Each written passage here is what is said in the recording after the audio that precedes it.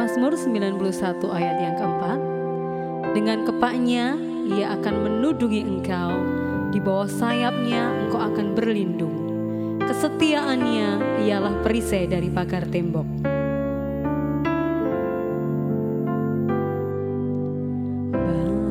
Bapa, kau setia. Bapa, kau mulia. Tenanglah jiwaku, aman bersamamu. Lebih dari harta, kaulah segalanya. Tenanglah jiwaku dalam hadirat-Mu. Kau tunjukkan kasih setiamu, kau menyediakan yang ku perlu.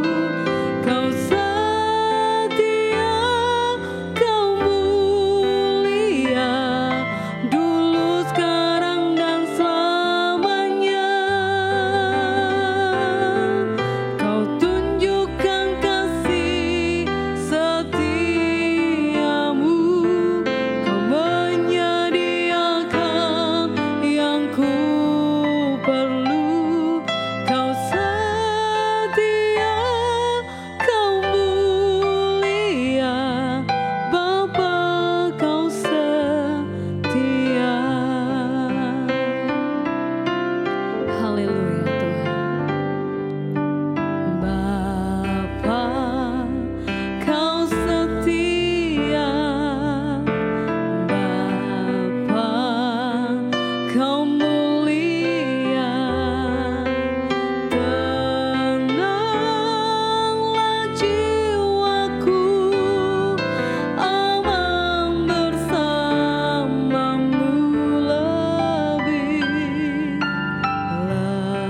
Lebih dari harta, kaulah segalanya.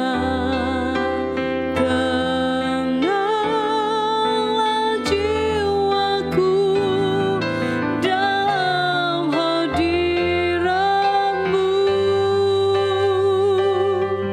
Kau tunjukkan kasih setiamu, kau menyediakan yang ku perlu. Kau setia, kau mulia, dulu, sekarang, dan selamanya. Kau tunjukkan kasih setiamu, kau menyediakan yang ku perlu. Kau setia, kau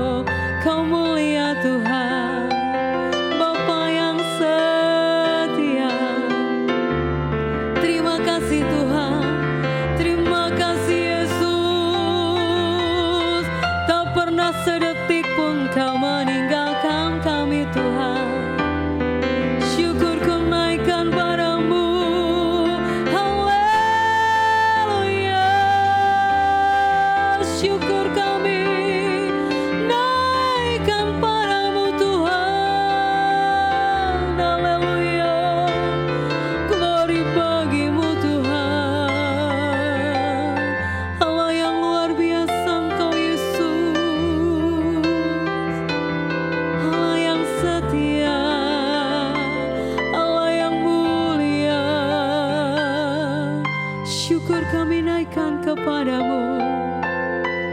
Oh kiara lama yara lama shikiara di di di di di di di. Oh kiara rama mama yara la la la la di di di di di. Oh syukur kami naikkan Tuhan. Oh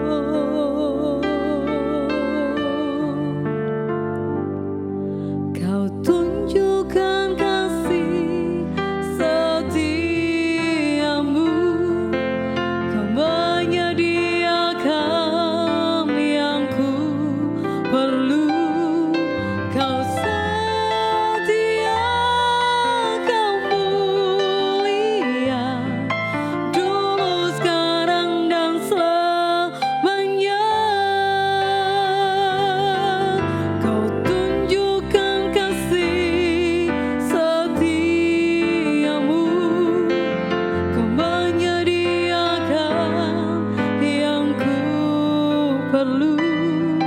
Kau setia, Kau mulia, Bapa Kau setia, Kau setia, Kau setia, Kau mulia, Bapa Kau setia, Kau setia, Kau mulia, Bapa Kau setia.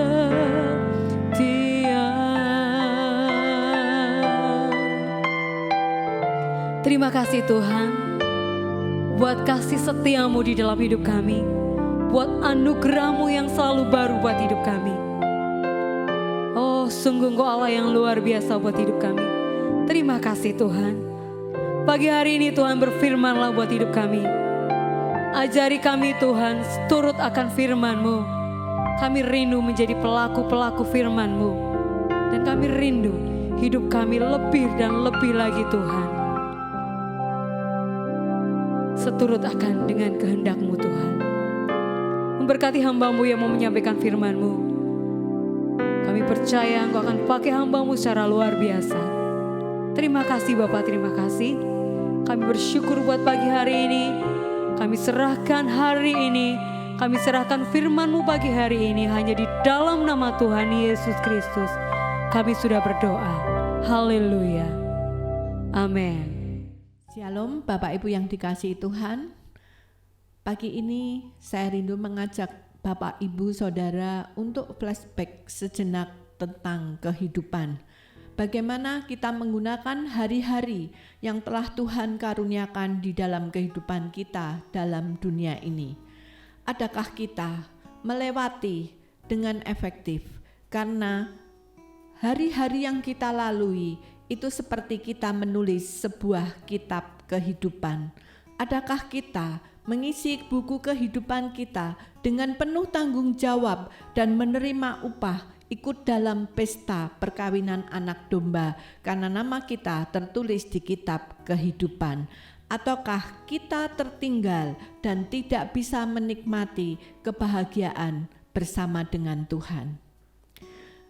Karena itu Bapak Ibu, marilah kita mengisi waktu ini dengan bijak, supaya waktu kita tidak terbuang dengan sia-sia, tetapi kita mengisinya untuk hal-hal yang bermanfaat. Bukan hanya terfokus kepada satu hal, karena kebutuhan manusia itu kompleks. Kehidupan manusia itu terdiri dari berbagai aspek yang harus dipenuhi, sebab jika satu aspek saja tidak terpenuhi, maka kebahagiaan itu akan hilang. Contoh Bapak, seorang yang kaya raya, berlimpah hartanya, tetapi kebutuhan kasih sayang di dalam jiwanya tidak terpenuhi, maka kebahagiaan dalam diri orang itu bisa hilang. Orang itu bisa berkata, apa artinya uang? Sebab uang tidak bisa membeli segala-galanya. Sebaliknya ada lagi sebuah keluarga yang rukun, damai, tetapi tiba-tiba kehilangan mata pencahariannya karena di PHK, sehingga keuangan mereka boleh mengalami kehancuran. Keluarga yang pada awalnya rukun dan bahagia, tetapi ketika sumber ekonomi itu menjadi hilang karena urusan perut, akhirnya mereka bisa bertengkar satu dengan yang lain, sehingga keharmonisan di dalam keluarga itu menjadi hilang dan diganti dengan pertengkaran, bahkan sampai berujung pada perceraian. Mereka saling menyalahkan satu dengan yang lain. Bapak Ibu yang dikasihi Tuhan, dalam hidup ini ada berbagai hal, sebab seperti seorang anak, dia tidak hanya butuh sandang, pangan, papan, tetapi mereka juga memiliki kebutuhan jiwa, kasih sayang, dan perhatian dari kedua orang tuanya. Jadi anak kita tidak cukup hanya diberi makan, pakaian, tempat tinggal, kemudian disekolahkan, itu saja cukup. Tidak Bapak Ibu, tetapi jiwanya membutuhkan belayan, perhatian, kasih sayang dari orang tuanya. Bahkan rohnya juga membutuhkan air kehidupan dan mana surgawi, yaitu kasih, kekuatan, dan pengurapan dari Tuhan yang menjamah hatinya. Kekuatan yang bekerja di dalam hatinya, yang bisa menuntun, menghibur, menguatkan, dan memberikan pengharapan dalam hidupnya, sehingga dia dijauhkan dari keputusasaan dan bisa kuat dalam kehidupan, hidup berdampingan bersama dengan Tuhan.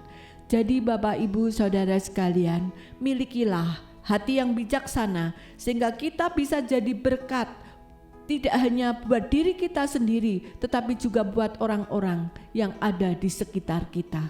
Karena itu, sediakan waktu untuk berdoa. Karena itu sumber inspirasi kemana kaki ini harus melangkah. Sediakan waktu untuk bekerja, karena itu adalah harga dari sebuah kesuksesan. Sediakan waktu untuk berpikir, karena itu adalah sumber kekuatan. Sediakan waktu untuk bermain, karena itu adalah rahasia awet muda. Sediakan waktu untuk membaca, karena itu adalah sumber hikmat dan kebijaksanaan. Sediakan waktu untuk bersikap ramah, karena itu jalan menuju kebahagiaan. Sediakan waktu untuk mencintai dan dicintai, karena itu adalah sukacita bagi anak-anak Tuhan. Sediakan waktu untuk sekelilingmu supaya kita tidak bersikap egois. Sediakan waktu untuk tertawa, karena itu adalah musik jiwa yang indah. Sediakan waktu untuk Tuhan, karena itu satu-satunya investasi kita untuk hidup yang kekal. Mari Bapak Ibu Saudara sekalian, manfaatkanlah waktu saudara dengan bijak. Sediakan waktu yang baik dan isilah dengan hal-hal yang berkenan kepada Tuhan. Di dalam Efesus 5 ayat 16 dikatakan, dan pergunakanlah waktu yang ada, karena hari-hari ini adalah jahat.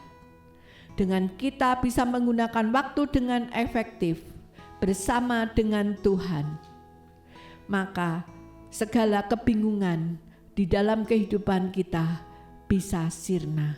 Memang saat kita ada di dalam masalah, kita bisa bertanya kepada orang-orang yang ada di sekitar kita atau orang-orang yang kita percaya. Tetapi seringkali jawabannya berbeda-beda dan terkadang tanpa sengaja mereka justru malah nasihatnya menjerumuskan kita semakin dalam. Oleh karena itu, Bapak Ibu Saudara, tempat bertanya yang paling tepat adalah kepada Tuhan.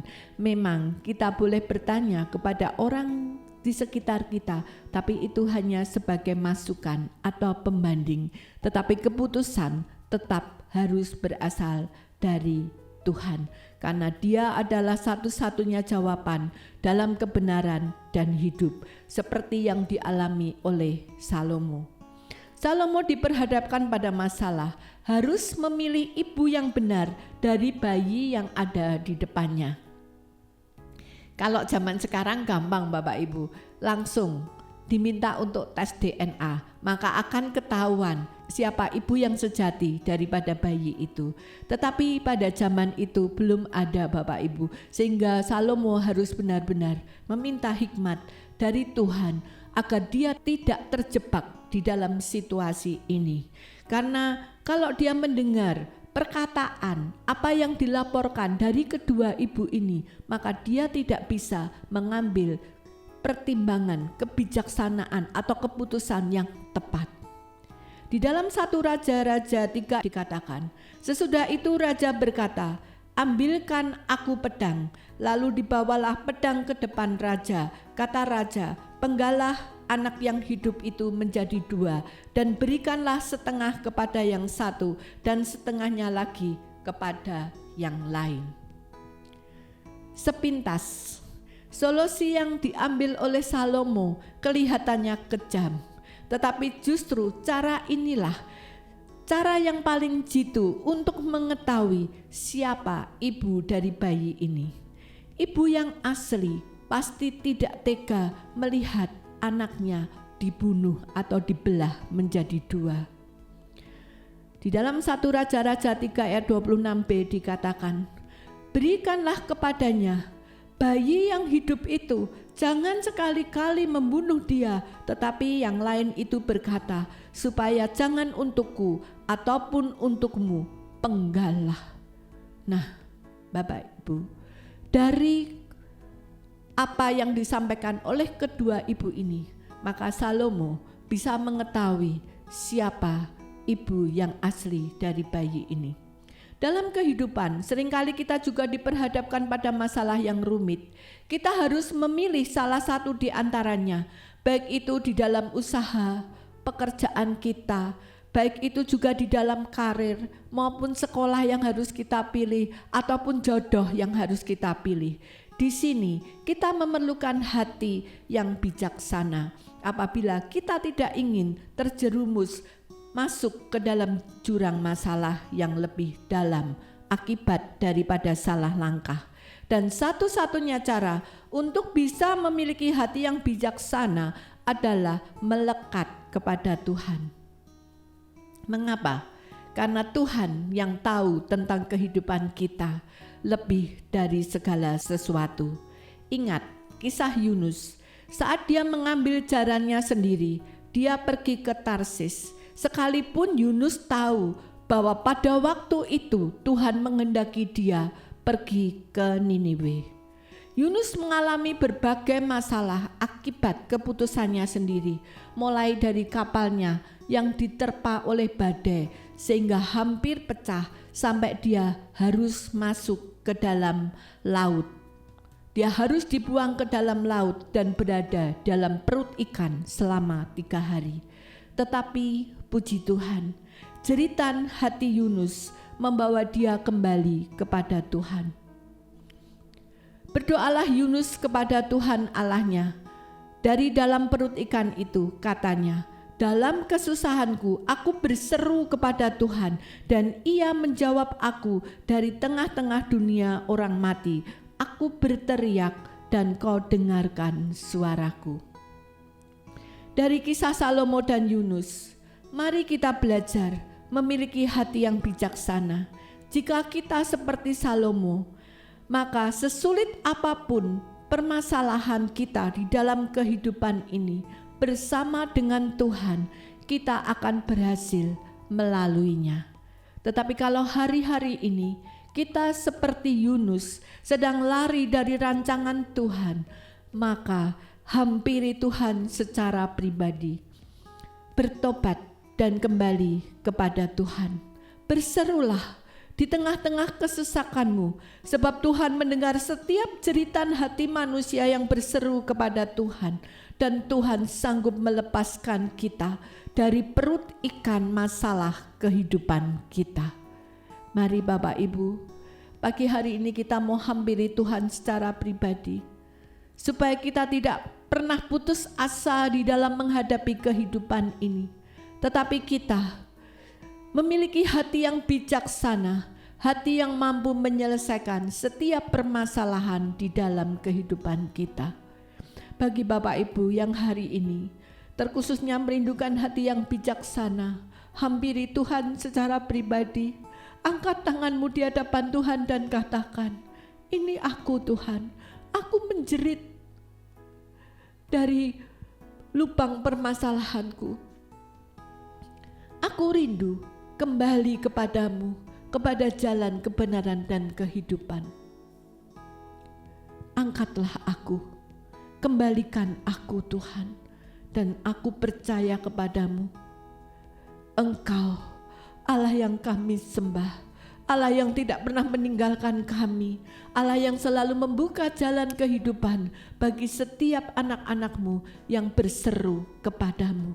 Terima kasih Bapa, di dalam nama Yesus pagi hari ini kami percaya bahwa solusi jalan keluar sudah Engkau berikan di dalam kehidupan kami, sehingga kami boleh kembali menikmati kebahagiaan, damai sejahtera bersama dengan Tuhan. Terima kasih Bapa, di dalam nama Tuhan Yesus kami berdoa dan mengucap syukur.